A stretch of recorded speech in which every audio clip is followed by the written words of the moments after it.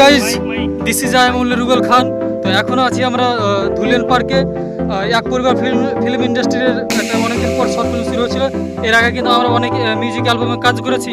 আর যে short film চ্যানেলটা অনেক দিন ধরে বন্ধ ছিল, আবার এটা পুনরায় শুরু হতে যাচ্ছে। মানে কি বলবো, এত পর্যন্ত কাজ করছি, তবুও ভালো লাগছে।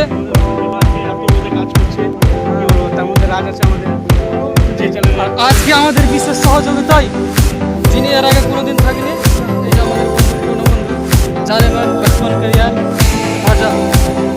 আর এই তো আমাদের এমন একজন এসেছে যেটা কল্পনা করা যায় না, যাকে ডেকেও পাওয়া যায় না, বিশিষ্ট ডিরেক্টর।